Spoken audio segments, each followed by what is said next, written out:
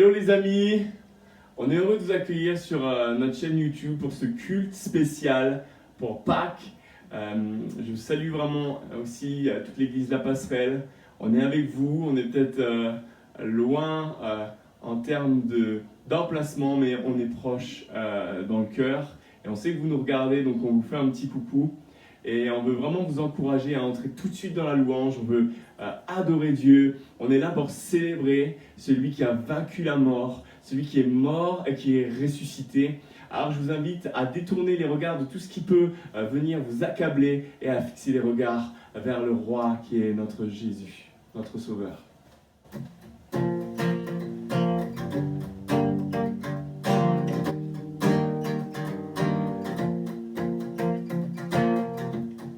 La nuit tombée, la voix se surgit, sans fin tu m'appelles.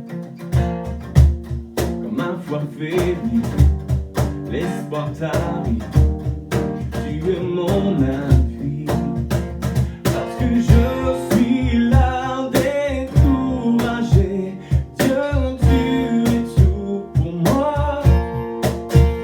Désormais je veux persévérer, car tu es avec moi, oui tu es avec moi. Ton amour m'environne, m'élève plus haut, il résonne dans mon âme tel un écho.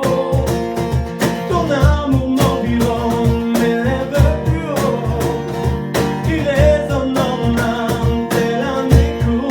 Écoute dans mon âme, oh, oh, oh, oh, oh. À chaque saison, tu renouvelles tes promesses envers moi. Qui peut s'opposer à ta volonté? Qui peut t'arrêter? Lorsque je suis là découragé, Dieu tu es tout pour moi. Désormais je veux persévérer, car tu es avec moi, oui tu es avec moi. Ton amour m'environne, m'élève plus haut, il résonne dans mon âme tel un écho. Ton amour m'environne, m'élève plus haut, il résonne dans mon âme tel un écho. Écoute dans mon âme, oh, oh, oh, lorsque je suis là découragé, Dieu tu es tout pour moi. Et désormais je veux persévérer, car tu es avec moi, oui tu es avec moi. Ton amour m'environne, m'élève plus haut, il résonne dans mon âme tel un écho. Ton amour m'environne, m'élève plus haut, il résonne dans mon âme tel un écho.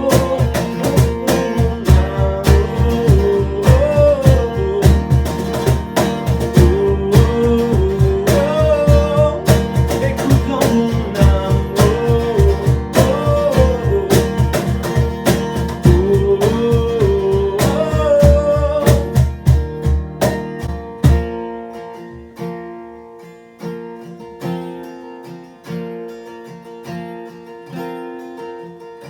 Seigneur, on vient devant toi.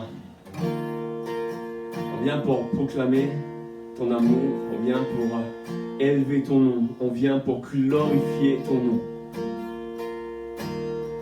Partout où nous sommes, nous voulons tourner nos regards vers toi, pour fléchir nos genoux, pour ouvrir nos cœurs, pour t'élever un chant, pour t'élever un Alléluia. Quelle grâce nous avons d'être devant toi, quel privilège. Simplement, je t'invite maintenant, arrête-toi, arrête tes pensées et commence à ouvrir ton cœur à la présence de Dieu. Saint-Esprit, viens pour crois à ta présence qui peut être palpable, qui est palpable. Tu transcendes les temps, tu transcendes des moments. Seigneur, fais de ce moment un moment sous ta présence et sous ton onction, alors que nous venons devant toi.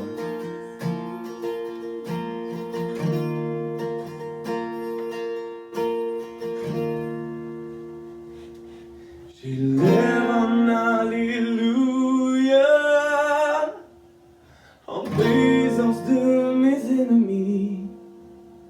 J'élève un alléluia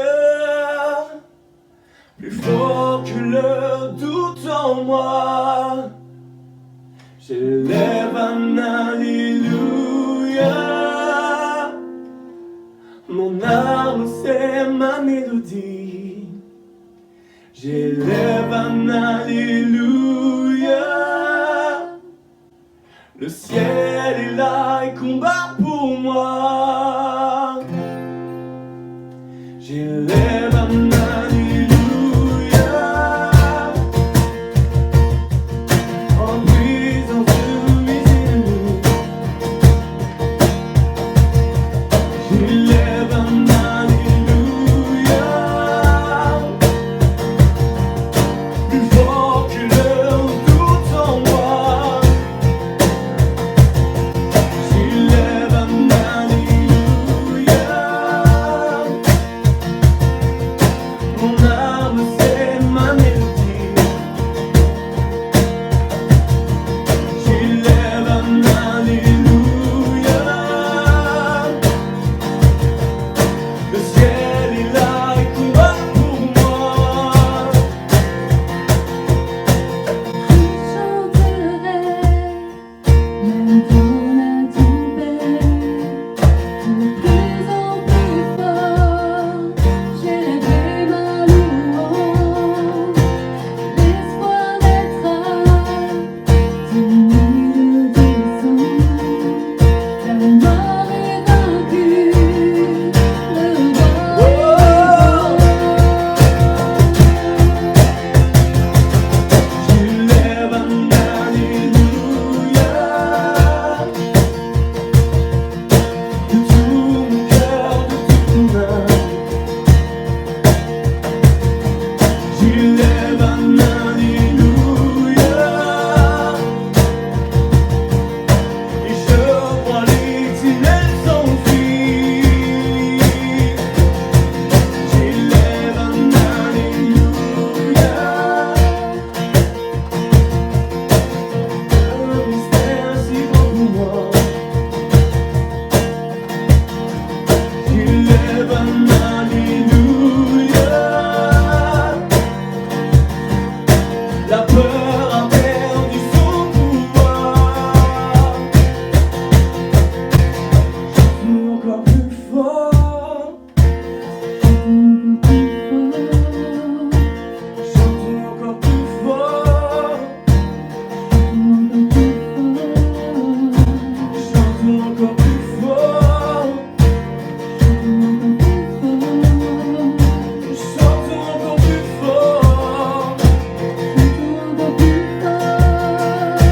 Chantons encore plus fort. Chantons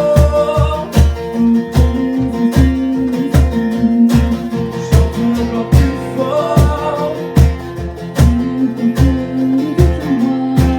Chantons encore plus fort. Chantons encore plus fort. Le ciel est là et combat pour moi. Lève un alléluia.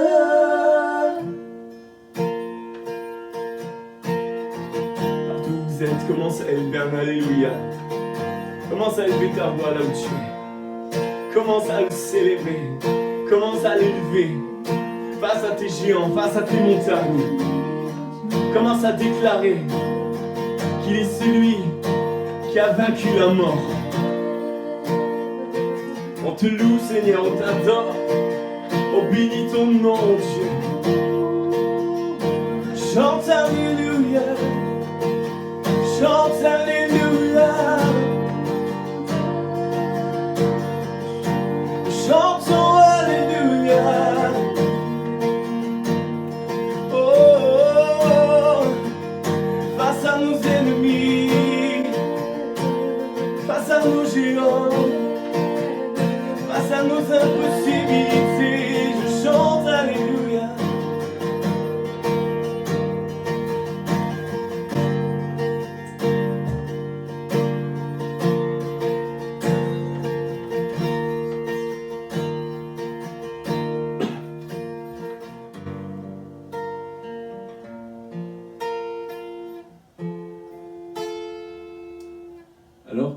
cette journée de la Pâque,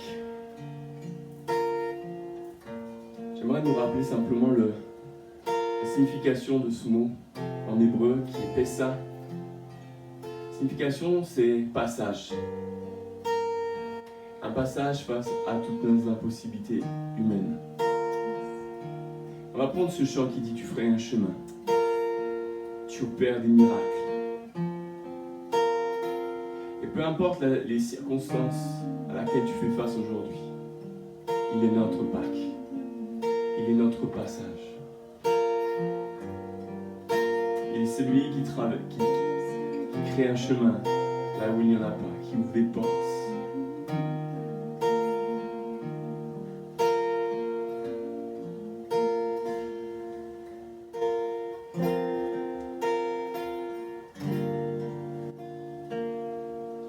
Tu es là, présent parmi nous. Je t'adore, je t'adore.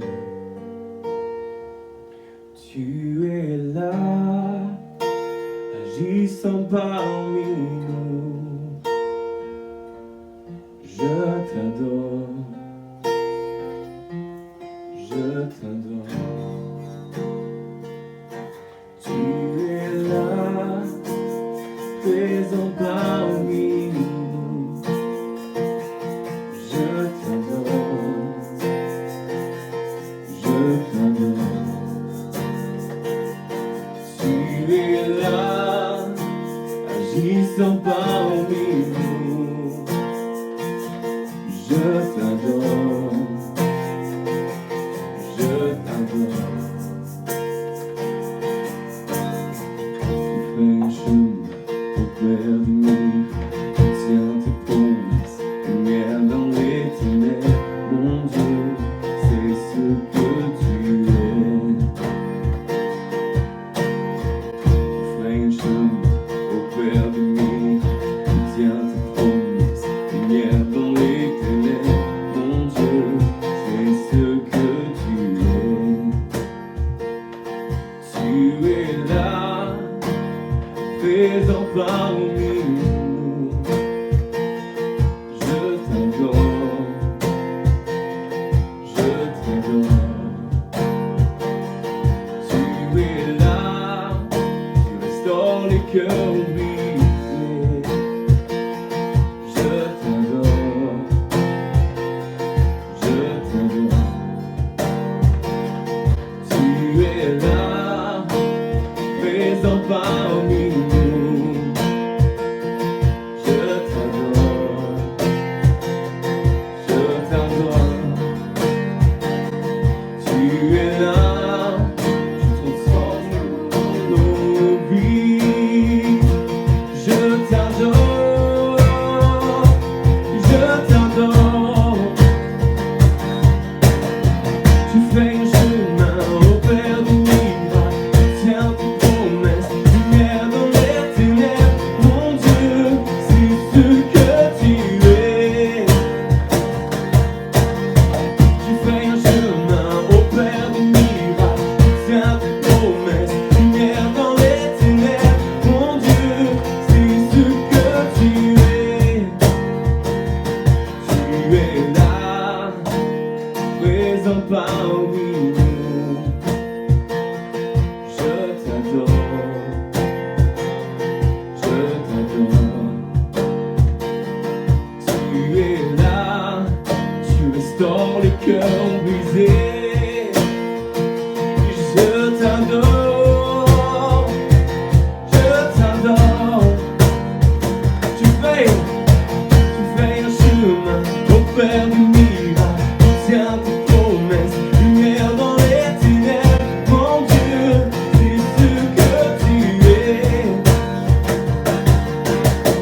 Tu fais un chemin au père du miracle, tiens tes promesses, lumière dans les ténèbres.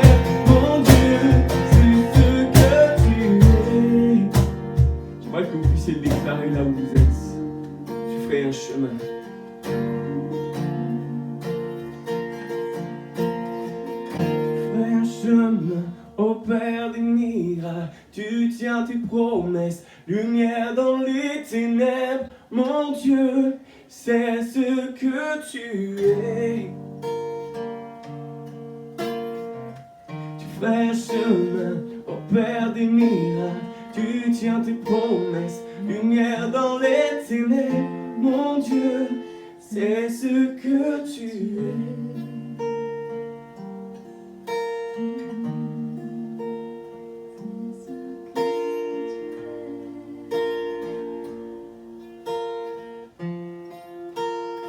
Alors que tu fixes tes regards sur lui, attends-toi. Attends-toi à l'action de Dieu. Attends-toi à l'intervention de Dieu.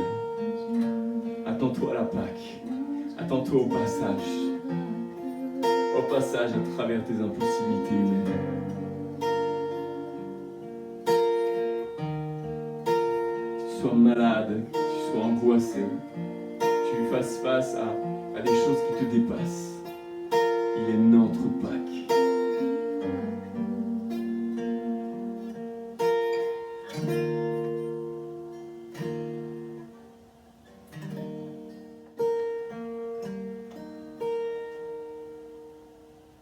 Je lève ma voix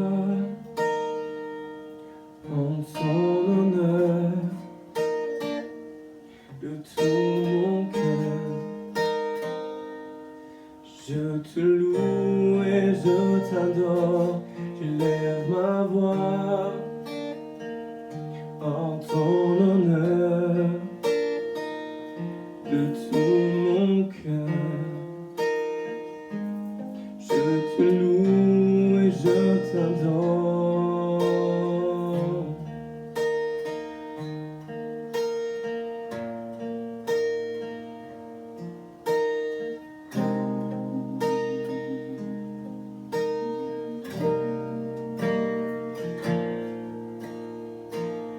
Je lève ma voix en ton honneur de tout mon cœur. Je te loue et je t'adore. Je lève ma voix en ton honneur de tout mon cœur. Je te loue et je t'adore. Je lève ma voix en ton honneur de tout mon cœur. Je te loue et je t'adore.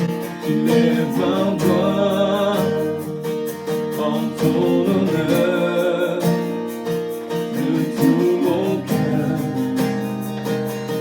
Je te loue et je t'adore. Je lève ma voix en ton honneur de tout mon cœur. Je te loue et je t'adore. Je lève ma voix en ton honneur de tout mon cœur.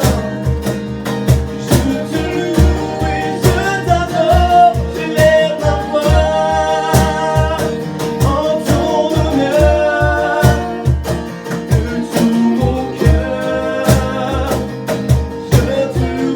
ton honneur de tout mon cœur. Je te loue et je t'adore. Je lève ma voix en ton honneur de tout mon cœur. Je te loue et je t'adore. Je lève ma voix en ton honneur de tout mon cœur. Je te loue et t'adore.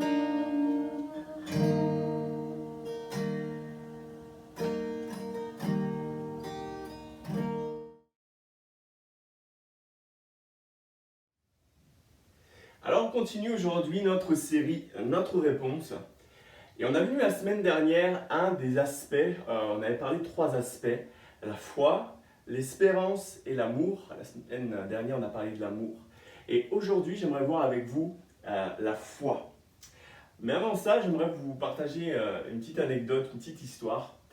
La dernière fois, j'ai un de mes amis qui vient me voir et qui me raconte que quelqu'un en fait avait dit des choses assez étranges sur moi.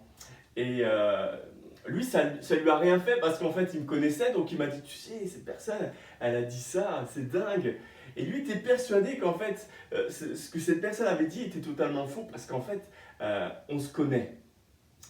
Et je pense que ça n'a pas dû arriver qu'à moi, que quelqu'un raconte des rumeurs ou des mensonges. Et c'est vrai que dans ces moments, c'est bien d'avoir de vrais amis sur qui on peut compter. Et ce qui est drôle, c'est que quand il est venu, il m'a dit, tu sais ce qu'elle a raconté, cette personne sur toi. Et en fait, il était persuadé que c'était pas vrai. Comment ça se fait qu'à un moment, il n'y a pas eu de doute? En fait, on a appris ensemble et on a pris le temps ensemble de développer une relation et une amitié. Notre amitié, elle a été éprouvée et aujourd'hui, ça amène cette personne à me faire pleinement confiance. Elle sait qui je suis. Elle n'a pas de doute sur mon caractère ou sur mes réactions. Et je crois que la réponse vitale pour la crise dans laquelle on est, c'est la foi.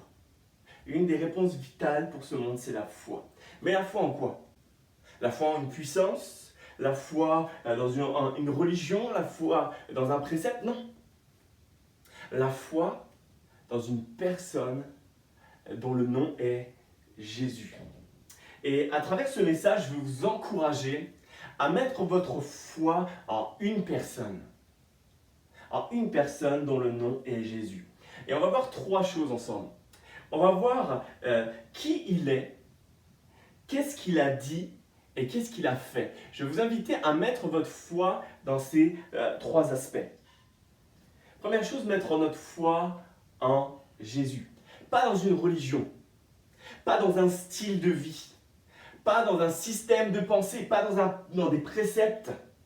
Les gens qui passent par cette période de coronavirus, qui passent par ces moments de tourmente et de détresse, ont besoin de connaître qui est vraiment Jésus. Pas, excusez-moi du terme, pas le petit blond dans la crèche avec des bouclettes. Pas ce Jésus qu'on voit encore crucifié sur la croix de notre village quand on passe en voiture. Nous avons besoin d'apprendre à le connaître tel qu'il est vraiment. Je ne sais pas si si vous avez déjà remarqué ça, mais les disciples, quand ils ont rencontré Jésus, ils n'avaient pas tout ce que nous on avait. Ils n'avaient pas la Bible. Ils ne connaissaient pas l'œuvre de Jésus. En fait, les disciples ont appris à connaître Jésus en expérimentant Jésus, en le regardant, en l'écoutant, en analysant ses réactions, en le voyant faire des miracles, en le voyant relever cette femme adultère que tout le monde était prêt à tuer. Jésus qui dit « Va et ne pêche plus, je ne te condamne pas ». C'est en regardant à toutes ces histoires, à tous ces moments où Jésus a agi, que les disciples ont appris à expérimenter qui est Jésus. Ils n'avaient pas la Bible pour ça. Ils ne connaissaient pas tout ce que nous on connaît aujourd'hui de l'œuvre de Jésus sur la croix et de cette œuvre de rédemption. Et aujourd'hui, la question que j'aimerais qu'on se pose, c'est est-ce que la Bible est devenue un moyen pour toi d'accumuler de la connaissance? Ou est-ce que la Bible est un moyen pour toi de mieux le connaître? Si on était là ensemble et qu'on était l'un et l'autre dans un fauteuil bien installé, puis qu'on discutait tranquillement, et je te posais cette question, comment tu pourrais me décrire Jésus? Qu'est-ce que tu me dirais? Franchement, honnêtement, parce qu'on t'a enseigné, parce que tu as appris de la Bible, ce que toi tu vis, ce que toi tu expérimentes jour après jour au quotidien. De quelle manière tu me parlerais de Jésus? La première chose qu'on doit faire, c'est mettre notre foi en Jésus. Pour cette période, pour passer cette période de compliquée, on a besoin d'avoir des fondements solides et une révélation claire et juste de qui est Jésus. J'aimerais juste vous citer cette phrase. ton expérience de qui il est doit gagner en profondeur afin que ton message gagne en impact. Si tu veux que ton message ait une répercussion, alors ton expérience doit être au niveau de ton message. La perspective que tu as de Jésus va déterminer le niveau de réponse. Je m'explique. Si pour toi Jésus c'est le petit Jésus de la crèche, alors la réponse que tu vas pouvoir apporter c'est peut-être « Oh tu sais, ce serait bien que tu mettes une petite crèche chez toi ». Si tu vois Jésus comme juste un grand théologien, qu'est-ce que tu vas pouvoir apporter? Tu vas pouvoir apporter de la théologie. Par contre, si tu vois Jésus comme un sauveur, tu vas pouvoir l'apporter comme la réponse d'un sauveur. Si tu vois Jésus comme le Tout-Puissant, l'homme qui est capable, le Dieu qui est capable de faire des miracles, alors la réponse que tu vas pouvoir apporter, c'est le miraculeux. Quelle est ta perspective de Jésus? Et en cette période de crise, j'aimerais vous dire et vous crier, Jésus est la réponse. Jésus est la réponse. Il est la réponse à ta solitude. Jésus est la réponse à tes angoisses, à tes craintes, à tes doutes. Jésus est la réponse à ta maladie. Jésus est la réponse à chacune de nos peurs. Connaître Jésus, ça nous permet d'expérimenter cette paix surnaturelle. Cette paix qui ne fluctue pas en fonction des événements et en fonction des circonstances. Jésus est ce roc sur lequel nous pouvons bâtir et sur lequel nous pouvons marcher pleinement dans la paix. J'aime beaucoup cette histoire. C'était un concours de peinture. Je ne suis pas très spécialisé dans la peinture, mais en fait, le concours, c'était de mettre en œuvre un tableau qui représente le mieux la paix. Alors, de part et d'autre de cette salle, vous aviez des tableaux qui étaient accrochés avec des colombes, avec des ruisseaux. Et en fait, le tableau qui a remporté ce concours, en fait, c'est une tempête, un petit bateau. Et dans ce petit bateau, en fait, il y a une main qui est comme ça et qui tient la colombe, qui la protège dans sa main. Et c'est ça, en fait, la réelle paix. La réelle paix, c'est pas que rien ne se passe, qu'il n'y ait pas d'événements, qu'il n'y ait pas de circonstances négatives. C'est qu'au sein même de la tempête, tu puisses puiser une paix surnaturelle. Lorsqu'on regarde à Jésus, on ne cherche plus à tout comprendre et à tout expliquer. On fait confiance et on place notre foi en celui qui sait. On ne s'arrête plus sur le chemin des pourquoi, mais on les remplace par « tu sais ». Lorsque Jésus est notre socle, lorsque notre foi est en lui, alors à travers les événements, nous remplaçons les pourquoi par « Seigneur, tu sais ». Deuxième point, c'est mettre notre foi en sa parole et en ses promesses. Les disciples, comme on l'a vu, ont expérimenté Jésus jour après jour. À travers ce qu'ils ont vu, à travers les réactions de Jésus, les paroles de Jésus, nous avons la parole de Dieu, nous avons la Bible et ses promesses. 2 Timothée chapitre 3, verset 16, Toute l'écriture est inspirée de Dieu et utile pour enseigner, pour convaincre, pour corriger, pour instruire dans la justice. Et le deuxième encouragement que je vais vous donner, et le deuxième aspect dans lequel on doit manifester notre foi, c'est en nous appuyant sur elle avec assurance.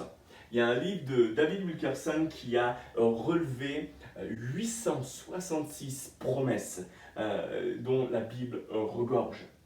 Et dans cette crise, nous devons trouver notre force et notre espoir dans la parole. Je me confesse à vous, la dernière fois, je me suis surpris à commencer à déprimer un petit peu. Ouais, je vous l'avoue. En fait, j'étais déprimé, j'étais pas bien. Et je me demandais, mais comment t'en es arrivé là? Comment t'es arrivé aujourd'hui là à être pas bien, à être déprimé? Et en fait, j'ai analysé mon comportement. Et je me suis rendu compte que j'avais, de façon même non réfléchie, je prenais sans cesse mon téléphone. Et sans cesse. Et je regardais. Et sur mon téléphone, vous savez ce qui était marqué? coronavirus, coronavirus, coronavirus, coronavirus, la fin du confinement, elle va être allongée, etc. Et en fait, je faisais que me nourrir de ça. Et ça a commencé à me peser jusqu'à un point à me déprimer. Et en cette période spéciale, tu dois choisir qui tu vas écouter. Ce que tu vas choisir d'écouter, c'est ce qui va te diriger. Ce que tu vas laisser, ce que tu vas réceptionner, ce que tu vas accepter, c'est ce qui va te dominer et c'est ce qui va te diriger. Alors qui tu vas choisir d'écouter? Ça va être BFM TV, ça va être peut-être Le Figaro, ça va être Messenger avec Facebook. Qu'est-ce que tu vas choisir d'écouter? La Bible, elle déclare tellement de promesses, mais elle ne dit pas que à partir du moment où tu deviens chrétien, que tu acceptes Jésus, tu vas avoir la vie en rose et tout va rouler. La Bible, elle ne dit pas ça. La Bible, elle dit que peu importe les circonstances, peu importe les situations, qu'elles soient compliquées, qu'elles soient joyeuses, que tu vives le succès ou que tu n'aies pas le succès que le monde, la manière dont le monde le voit, toute chose concourt au bien de ceux qui aiment Dieu et qui sont appelés selon son dessein. Romains 8, verset 28. Et je vous le confesse, je préfère vivre au sein de la tempête avec Jésus que vivre dans un succès éphémère sans lui. Troisième point, mettre notre foi en son œuvre. Je me suis arrêté quelques instants sur la signification de la Pâque. Aujourd'hui, on célèbre la Pâque, mais le mot hébreu pour Pâque, c'est Pessa. Et Pessa, ça a une signification tellement intéressante. Pessa, ça signifie passage. En fait, on est en train de commémorer, c'est un mot qui commémore le passage du peuple hébreu à travers la mer Rouge. Et pour terminer ce message, j'aimerais juste vous encourager à mettre votre foi en Jésus, qui est notre Pâque, qui est notre passage. Jésus, à travers son sacrifice, a bouleversé le monde. Jésus est devenu notre Pâque. Jésus est devenu ce passage de la mort à la résurrection. Un passage qu'il a créé là où il n'y avait pas de passage. Concrètement, ça signifie quoi pour moi? Ça signifie qu'alors que Jésus est mort et ressuscité sur la croix et a créé ce passage, ça veut dire qu'aujourd'hui tu n'es plus séparé de Dieu. Alors qu'avant, ton péché, tes erreurs t'éloignaient de la présence de Dieu, aujourd'hui tu n'es plus séparé de Dieu si tu acceptes Jésus dans ta vie. Aujourd'hui, tu n'as plus besoin de vivre sous le joug de l'esclavage du péché. Qu'est-ce que ça signifie? Le péché, c'est tout ce qui te fait louper la cible. Le péché, c'est cette force à l'intérieur de toi qui, lorsque tu veux manifester le bien, tu fais le mal. Et vice-versa.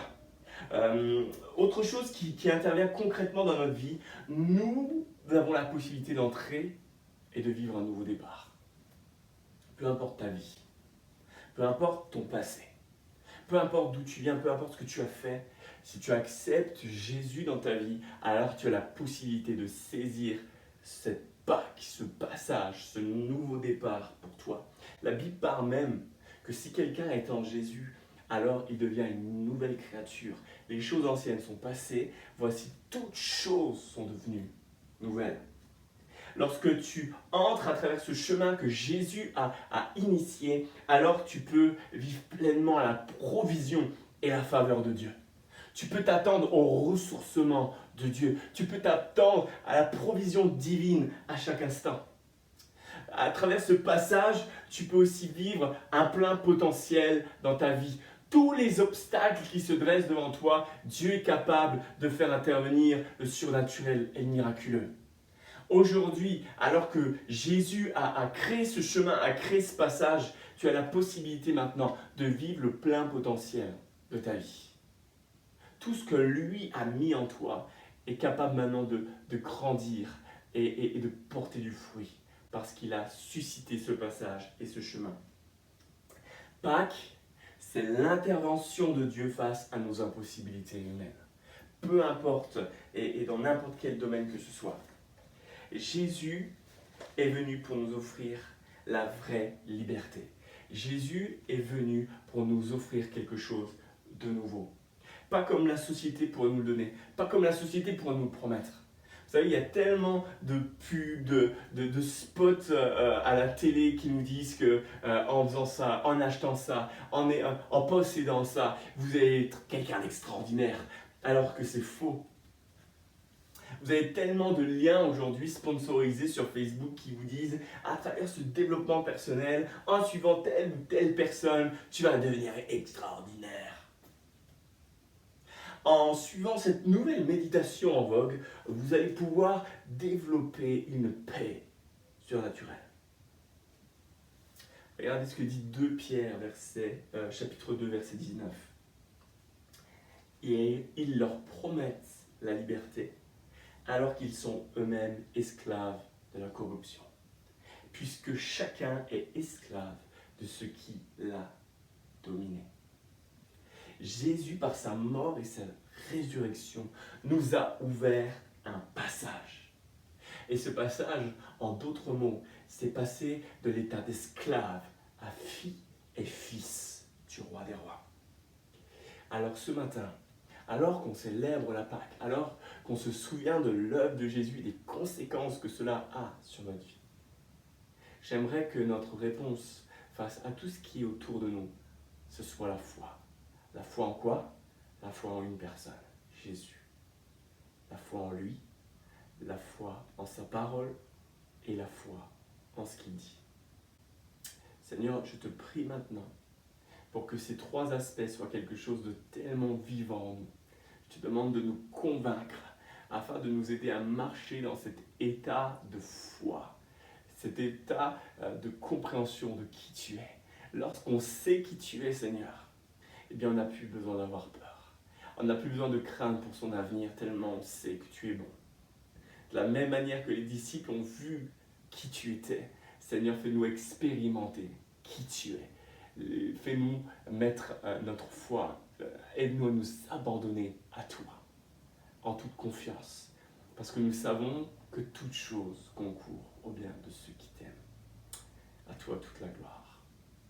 Amen.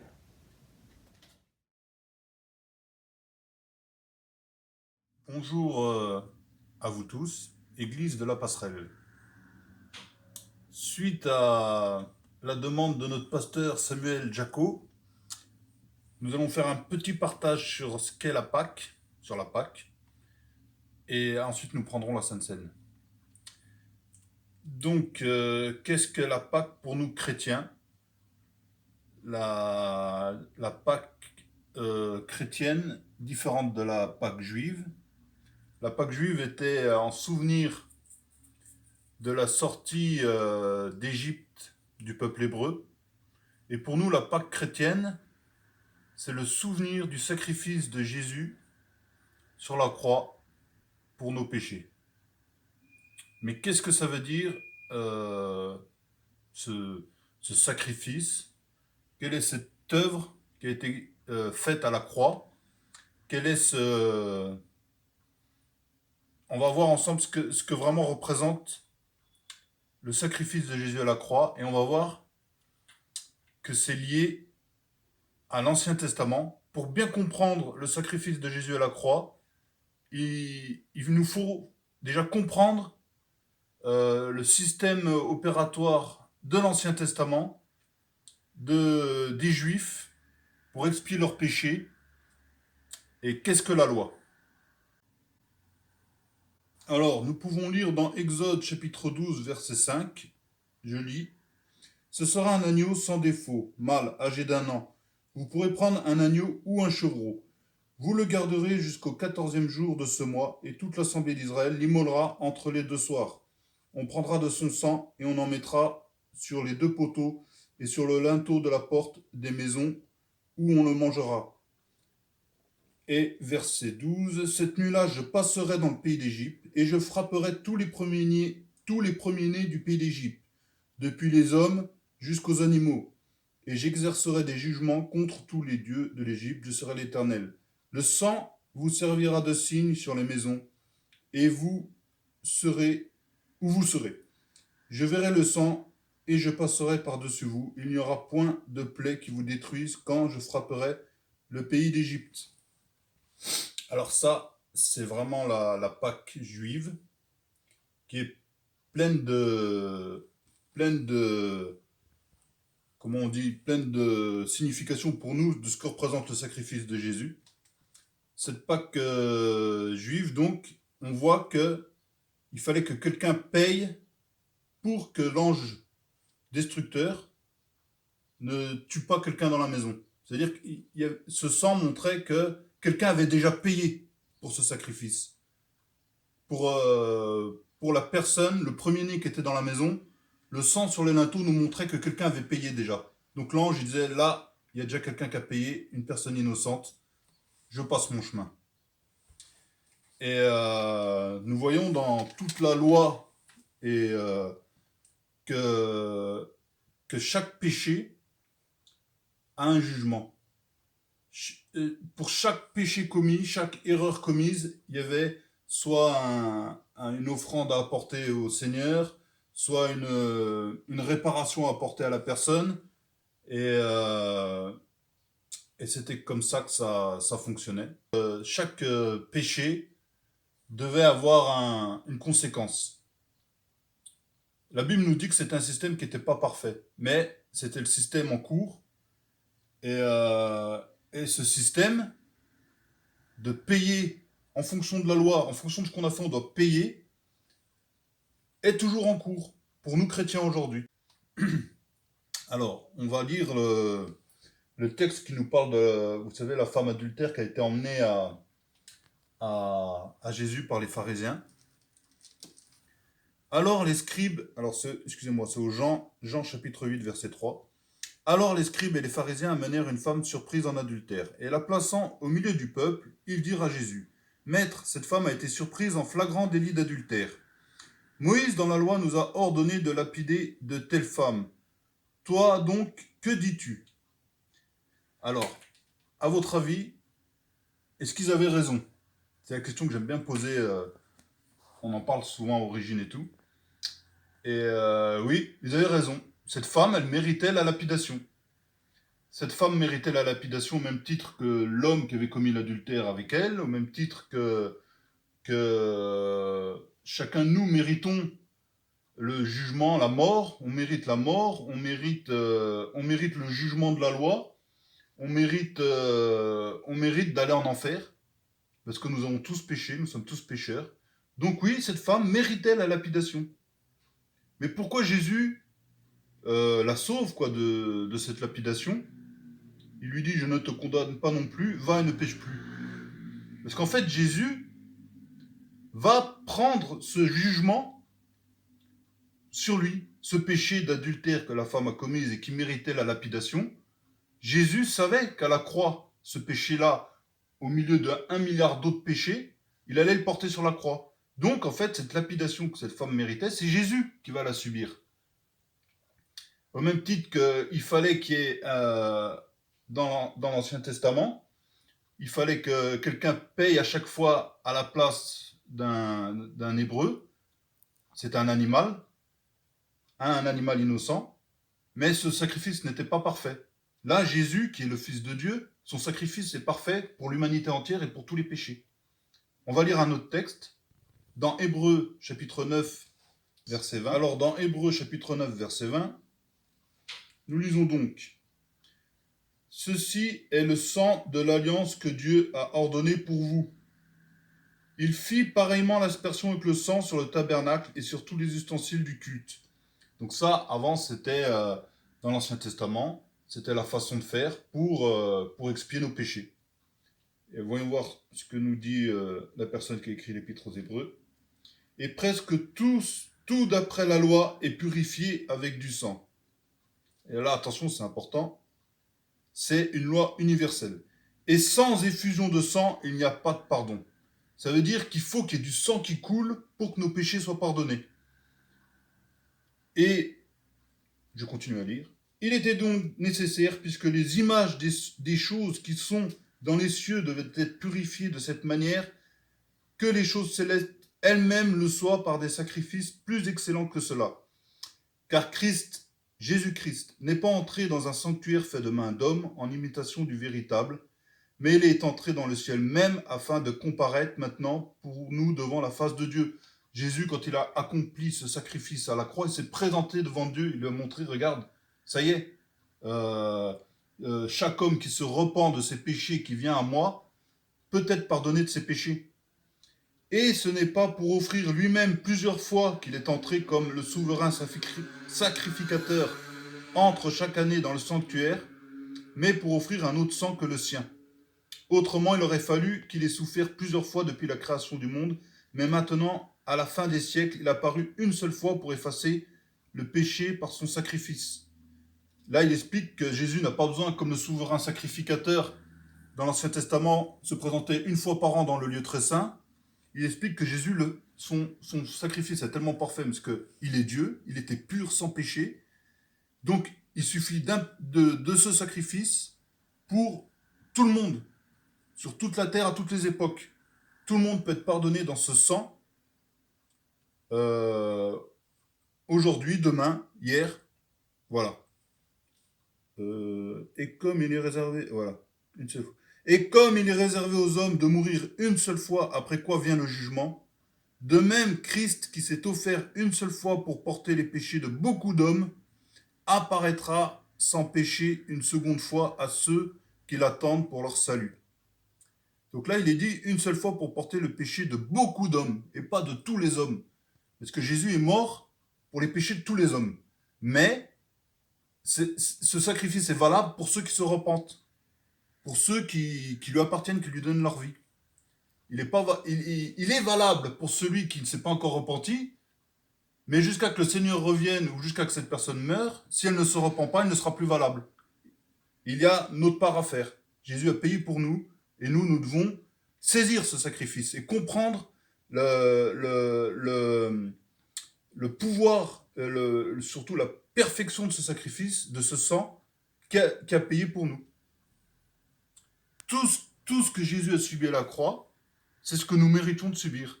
Nous méritions la mort, nous méritions peut-être des fois la lapidation, peut-être tout ce que la loi condamne. Et un dernier passage que je vais lire pour conclure tout ça, c'est dans Matthieu 5, 17 et 18.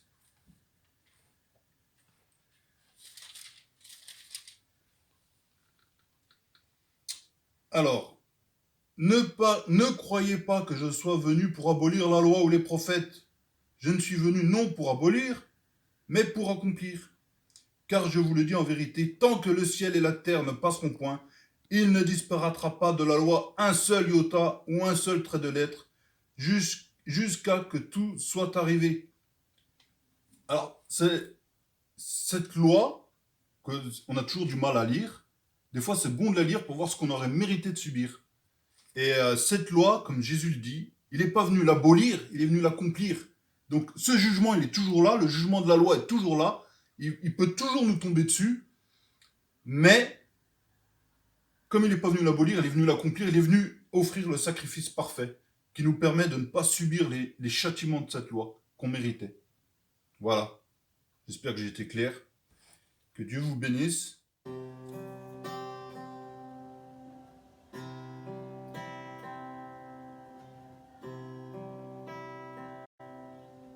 Quand je songe à l'infâme croix où Jésus fut meurtri pour moi, je vois ses mains, ses pieds percés, mon sauveur au bois attaché. Son corps lié de là entré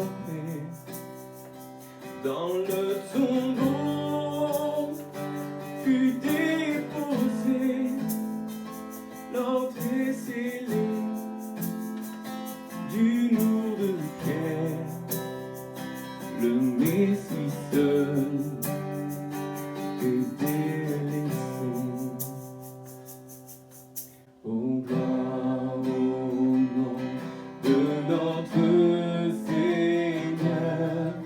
gloire à son nom, à tout jamais nous chanterons sans fin ses louanges.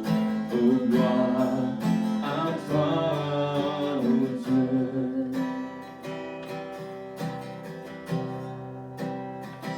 Mais au matin du troisième jour, le Fils des cieux est ressuscité. La mort n'est plus, elle est vaincue. Les anges acclament Christ notre gloire. Oh gloire au nom de notre Seigneur, gloire à son nom, à tout jamais nous chanterons sans fin tes louanges. Oh gloire à toi, ô Dieu. On viendra de blanc vêtu, bercer la nuit, notre Jésus, et je serai parmi les saints, captivé par sa gloire sans fin.